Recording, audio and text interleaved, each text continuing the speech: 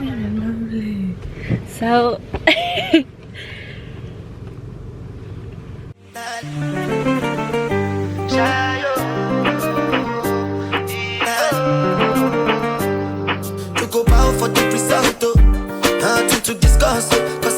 when we lean on our own understanding, we tend to run to what is safe, what feels safe, because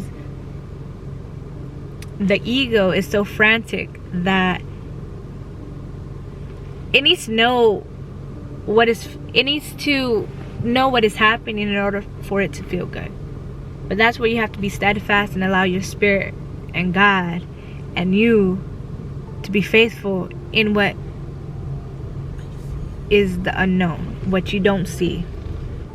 And so when you lean on your own understanding, you become anxious, you become frantic, you become eerie of what is taking place, because your ego needs a safe place in order to understand what is happening, because it can't comprehend. And so trust doesn't necessarily mean surrender in the sense of giving up or relinquishing control completely.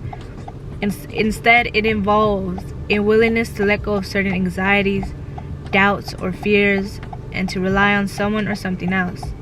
While trust often requires vulnerability and openness, and it doesn't necessarily mean abandoning one's agency or responsibility.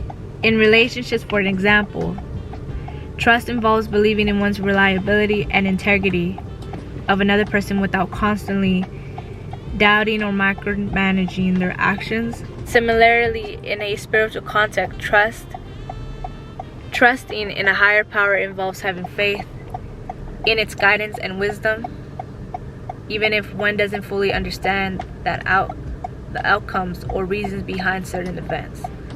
Trust is all about finding a balance between surrendering certain aspects of control while still maintaining autonomy and discernment.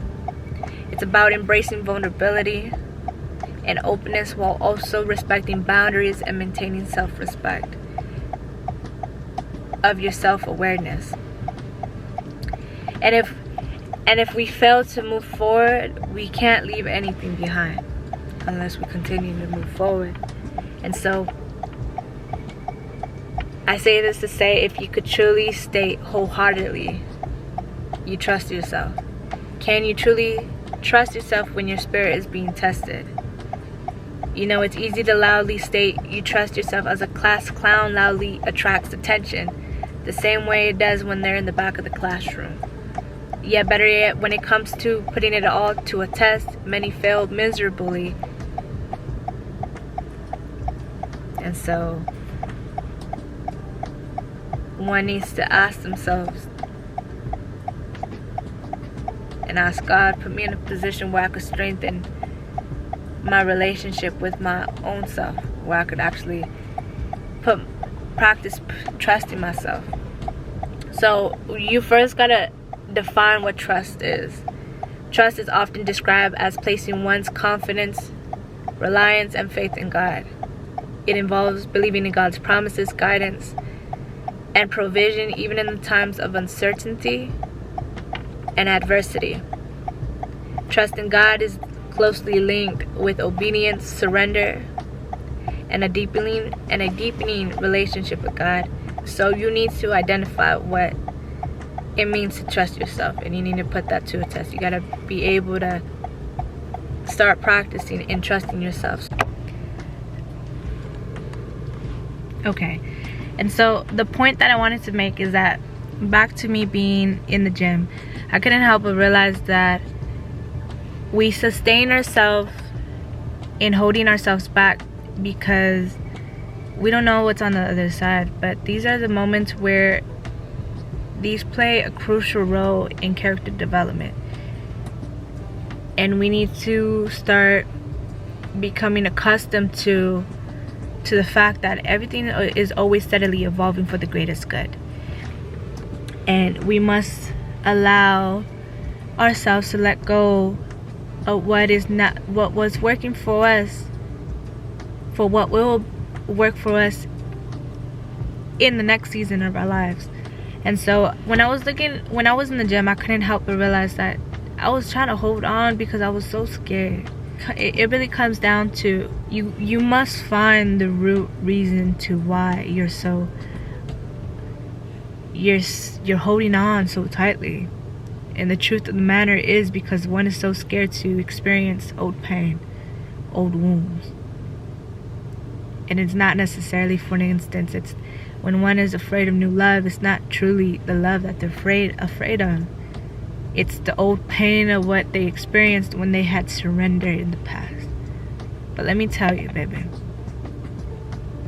the past is the past for the reason. And this new season is always a new canvas to be painted on. And if you continue to live life painting old paintings onto new canvases, you will never truly see the art that God is instructing for you to newly paint. You can't really see God's new masterpiece if you continue to look back at an old masterpiece that is no longer in use. And so I couldn't help but realize that I was holding on. I was holding on to this job. I was holding on to this and that.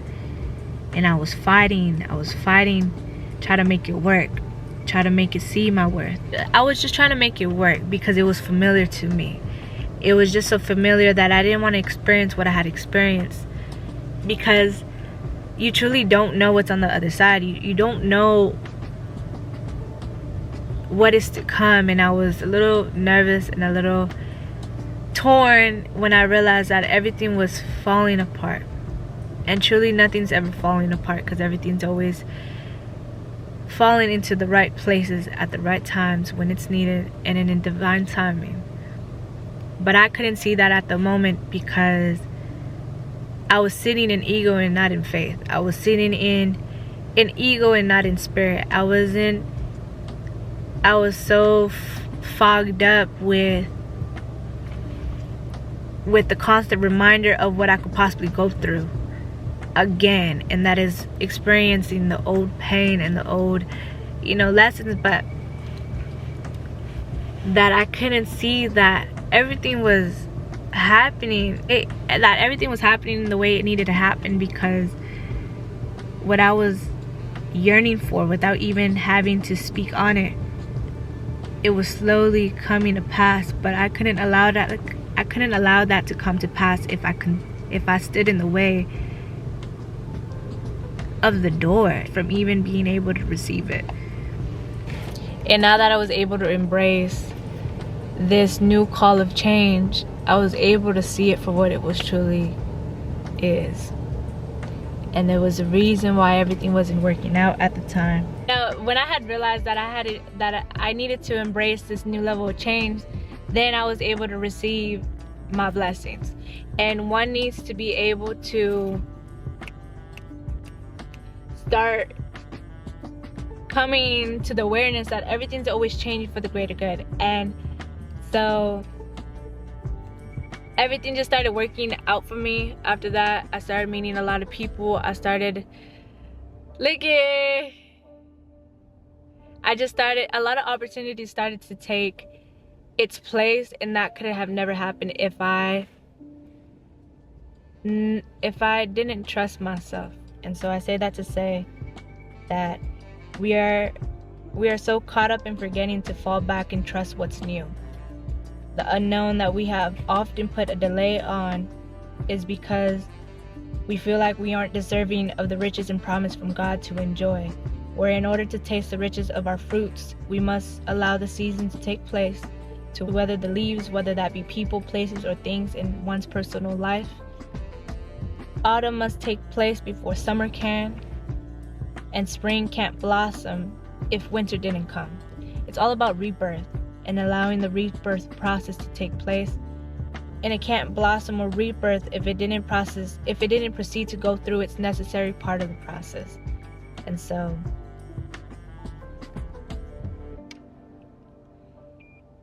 embrace the new changes Embrace the new callings. Embrace